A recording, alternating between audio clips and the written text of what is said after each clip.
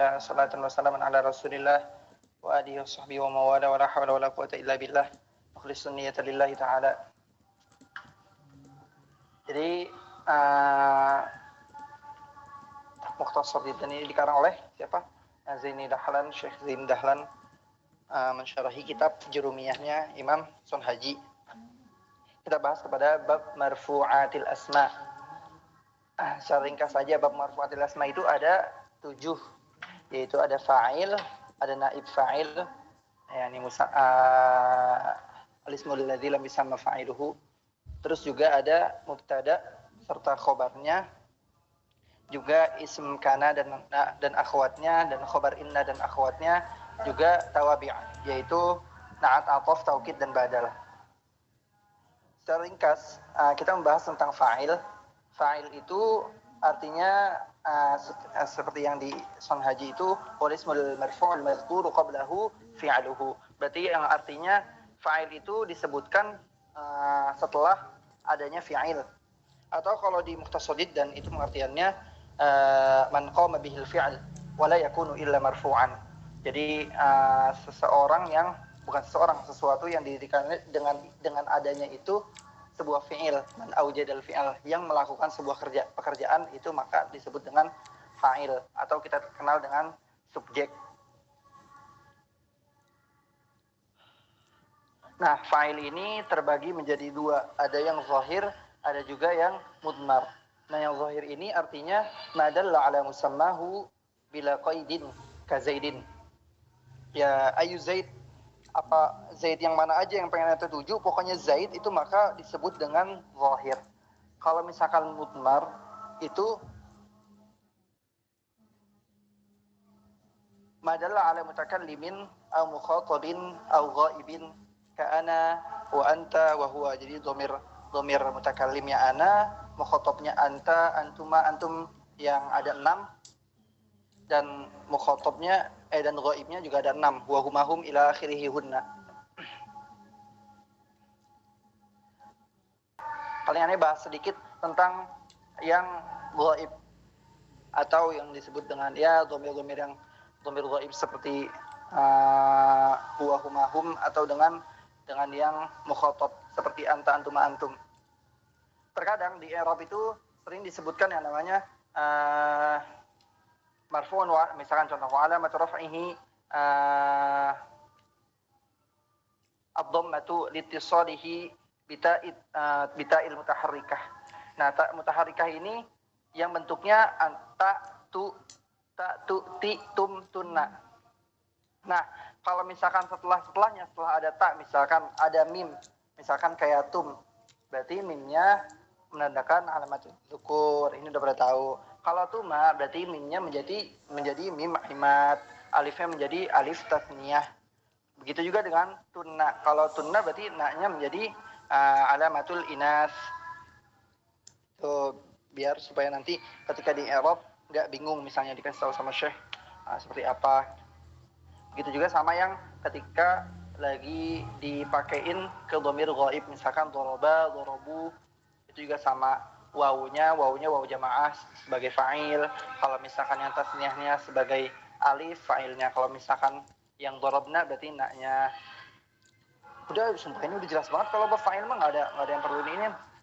Pokoknya fa'il itu cuman kebagi sebagai 2, entah zahir ataupun mudmar. Nah, fa'il ini dia termasuk kategori yang rafa' dengan amil, yaitu karena fi'il itu membutuhkan yang namanya pelaku. Gitu. Jadi termasuk fa'il ini termasuk yang dikategorikan amil lafzi. Benar nggak? Bukan amil ma'nawi.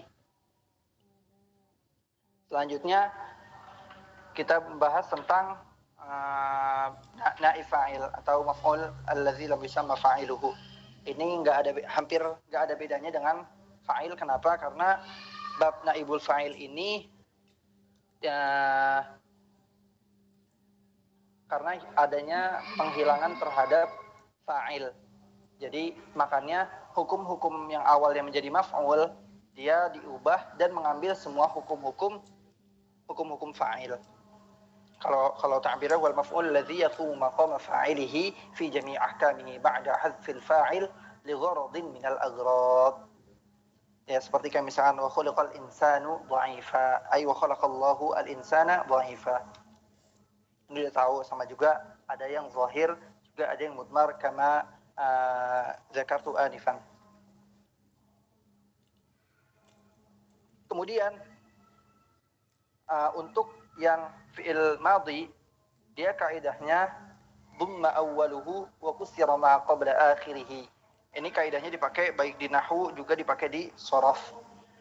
Kalau misalnya fi'il mudhari' berarti dhamma awwaluhu wa futiha ma qabla akhirih. Contoh fi'il madhi yang ma'lum yang majhul, kayak yang naib fa'il, contoh misalkan duriba zaidun.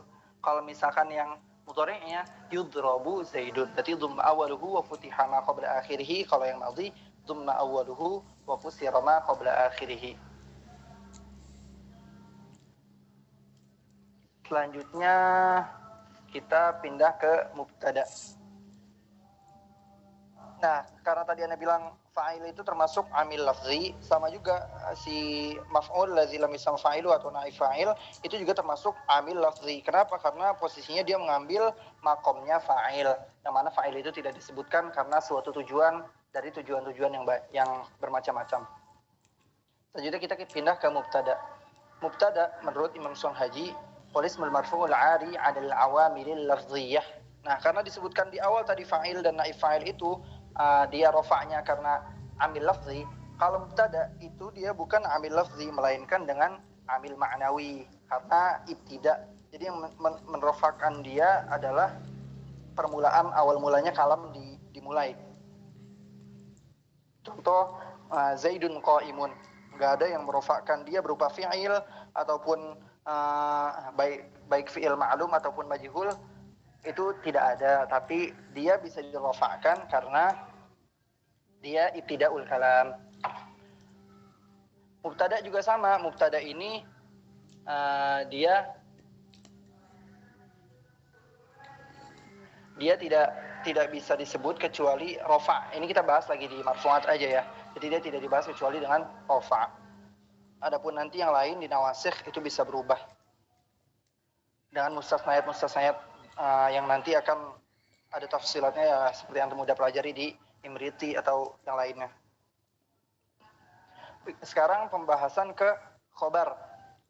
Kalau tadi mubtada itu merupakan ibtidaul kalam, yakni maksudnya dia rofa karena ibtida, bukan karena amil. Selanjutnya khobar itu wal ismul marfu' al musnad ilaih ila al mubtada. Jadi khobar itu marfu'nya karena adanya mubtada. Gitu. Jadi bukan karena fi'il, tapi melainkan karena mubtada.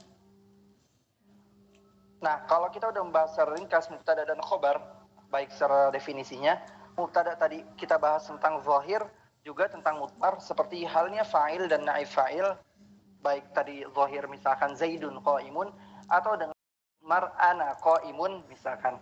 Nah, kalau khobar itu dia kebagi menjadi dua juga. Ada yang namanya mufrad, ada yang ghairu mufrad, bukan zahir atau mudmar. Tapi kalau khobar ini pembahasannya itu ada yang mufrad juga selain mufrad. Nah, maksud mufrad di sini itu apa sih? Wal muradu bil mufradi huna ma laysa jumlatan wala shibhaha walau kana musannan aw majmu'an. Wal muradu bi ghairil mufrad al jumlatu aw shibhuha. Maksudnya tuh mufrad di sini itu bukan sesuatu yang tunggal atau bukan sesuatu yang musanna atau bukan sesuatu yang jama', melainkan maksud dari mufrad itu adalah selainnya jumlah atau syibhu jumlah. Nah, adapun ghair mufrad, maka maksudnya itu sebuah jumlah atau syibhul jumlah. Syibhu jumlah itu apa? Nah, kita bahas dulu jumlahnya. Jumlah itu adalah jumlah itu ada dua, jumlah ismiyah dan jumlah fi'liyah. Maka ini disebut jumlah. Kalau misalkan syibh jumlah itu berupa dzaraf atau jar dengan majrur. Kalau misalkan khobarnya dengan mufrad, artinya contoh Zaidun qa'imun atau az-zaidani qa'imani, az-zaiduna qa'imuna. Nah, itu untuk khobar yang mufrad dan mubtada yang mufrad. Adapun kalau misalkan yang ghair mufrad seperti jumlah, misalkan makainya yang pakai yang jumlah fi'liyah, misalkan Zaidun qa'imun. Kalau misalkan pakai yang nggak pakai jumlah ismiyah, pakai jumlah fi'liyah, berarti kita makainya yang jumlah fi'liyah Zaidun yaqumu. Tuh, kalau misalkan pakai yang syibh jumlah, dia bisa memakai dzaraf ataupun pakai jar majrur. Contohnya apa? Contohnya Zaidun fid dari atau Zaidun indaka. Jelas nggak sampai sini atau terlalu ringkas banget? Udah kan sampai situ aja udah pada jelas semua ini kayaknya. Ghair mufrad.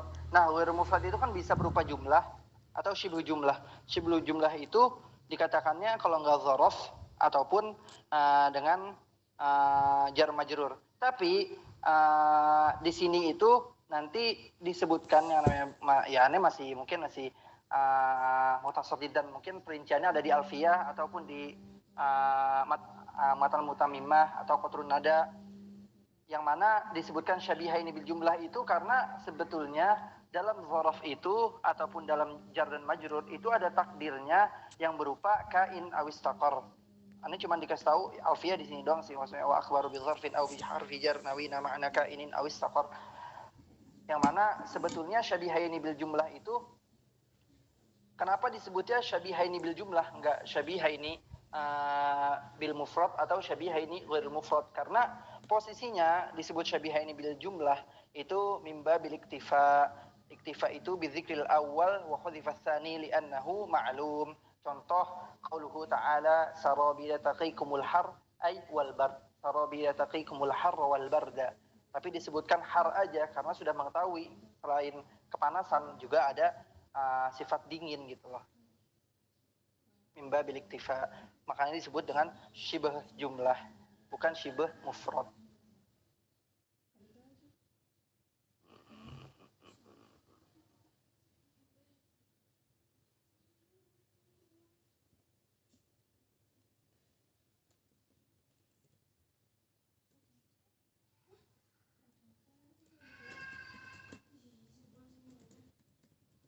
Nah, adapun kalau misalkan mengambil khobar yang mana khobar ini merupakan mubtada dan khobar lagi, maka di sini itu harus punya yang namanya robitoh.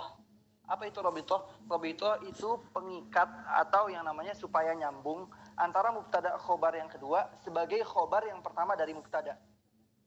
Ngerti nggak? Ngertilah pasti, masa nggak ngerti? Terus ada sebuah kaidah. Jadi waktu itu Anda dapat maklumat ada sebuah kaidah. Jadi kalau misalkan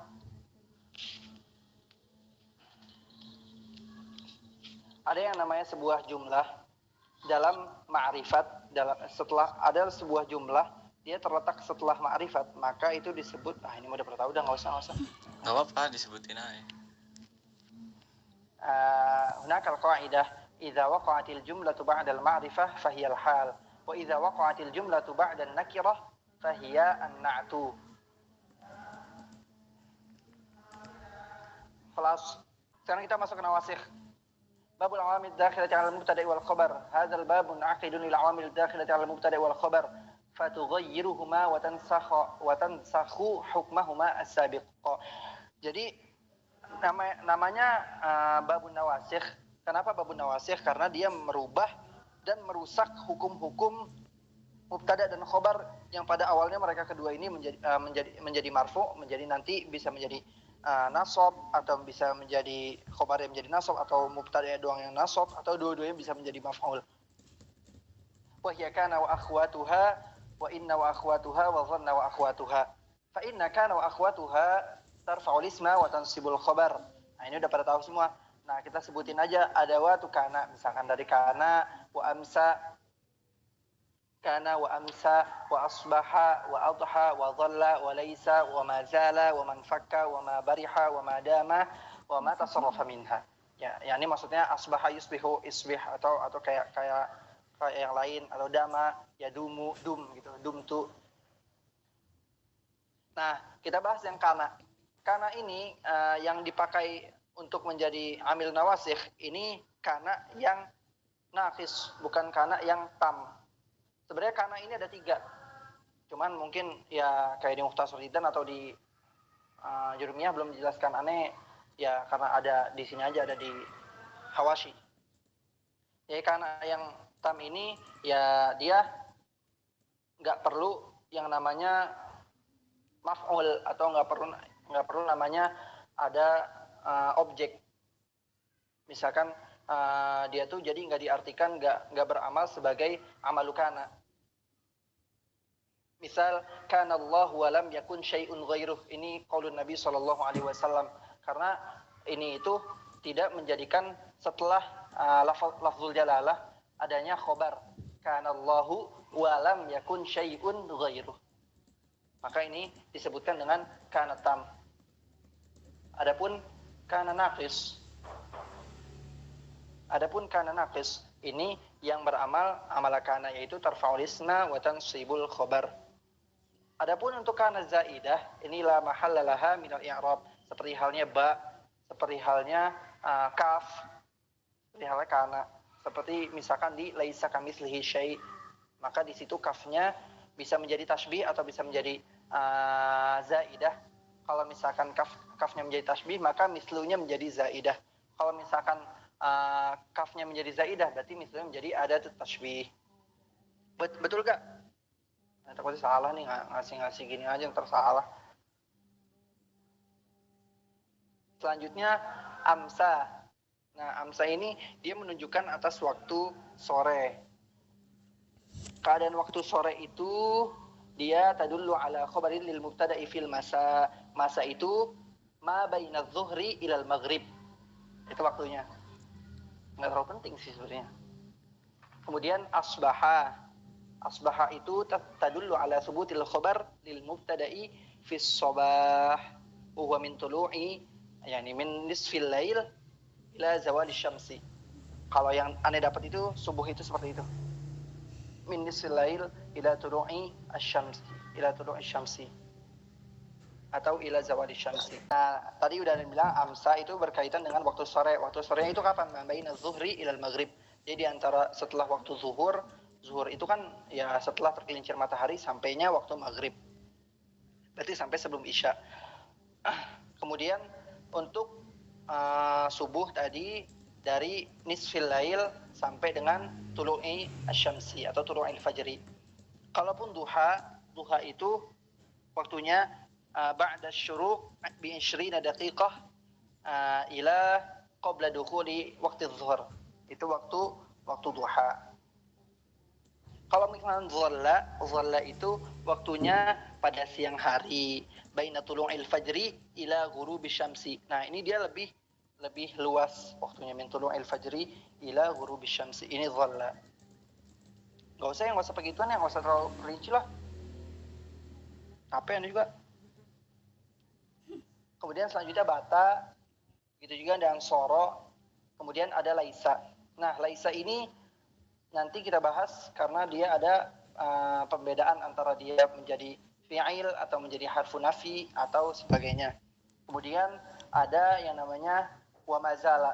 Nah, sebelum kita pindah ke wa mazala, yang tadi kana, wa amsa, wa asbaha, wa dhalla, wa bata. Nah, ini dia kalau nggak salah dia yang merofakkan mubtada, merofakkan isim dan menasabkan khobar itu tanpa bantuannya ma nafi. Betul tidak? Itu bener gak yang tadi kana wa aswaha wa amsa itu dia nggak pakai syarat ya, dia merofakkan dan menasabkan itu nggak pakai ma nafi. Betul bosku. Betul. Itu yang apa nggak usah? Yang pakai pakai syarat tuh. Zala bariha faka. Iya. Sama dama gitu aja udah. Enggak, yang lain enggak. Bebas dia mah. Iya, karena berarti ta'malu amalakana bila syartin. Yups, betul sekali. Ya, adapun selanjutnya wa mazala. Nah, ini wa zala itu dia tasrifannya dia ada 3 bentuk. Jadi yang pertama zala yazulu. Nah, kalau zala yazulu maka dia menjadi fi'il tam lazim.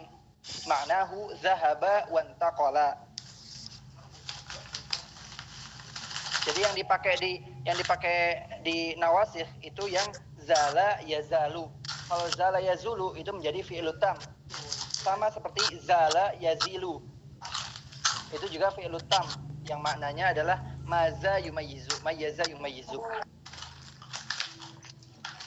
Jadi yang dipakai di nawasif itu yang zala yazalu. Supaya nanti ketika ditasarrufkan fi'ilnya dia dipakainya yang zala yazalu, bukan zala yazulu atau zala yazilu. Begitu juga dengan waman fakka, wama fati'a, wama bariha, wama dama, wama tasarrufa minha. Laisa udah, Laisa. Nah, Laisa tadi udah. Cuman nanti ada penjelasan jelasnya itu nanti. Wama tasarrufa minha seperti tadi nahu kana wa yakunu wa kun wa asbaha wa yusbihu wa asbih. Kemudian kita membahas sekarang. Hah? Dia lagi makan. Oh iya, Asrojim. Oh, alami. Lupa, Bang. Ayo. Nah, kita membahas tentang qaulul muallif wa laysa amrun syakhisan wa yarabuhu laysa fi'lun madin naqis yarfa'u al-isma wa yansibu al-khabar. Amrun ismuha marfu'un bi dhammati adh-dhahirah syakhisan khabaruha mansubun bi fathati adh-dhahirah. Nah, wa laysa, maksudnya kalimat laysa la tusta'mal, tidak dipakai illa bi sighatil madhi, laisa laha mudhari'un wala amrun wala masdarun. Walihadza dhahaba ba'dhum ila annaha harfun nafyun walaysat fi'lan.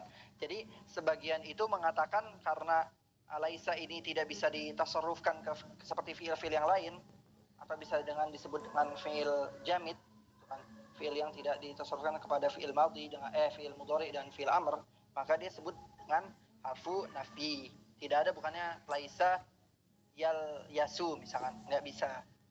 Laisat fi'lan. Walakinna madhhabal jumhur annaha fi'lun madin li'annaha taqbalu ta'at ta'nitsis sakinah. Nah, tapi jumhur itu lebih kepada bahwasannya laisa ini kepada fi'il madhi karena laisa ini menerima alamat ta'nis, yaitu laisat hindu jalisatan, laisat hindun jalisatan. Faqauluhu ma ashbaha dhalik yani anna ma kana mushbihan li hadhihi al-amthilah fa huwa mithluha fil 'amali wal i'rab faqishu 'alayhi wa la hajata ila al-italati bi kasratil amthilah. Jadi enggak perlu lagi amthilah yang banyak, itu udah cukup.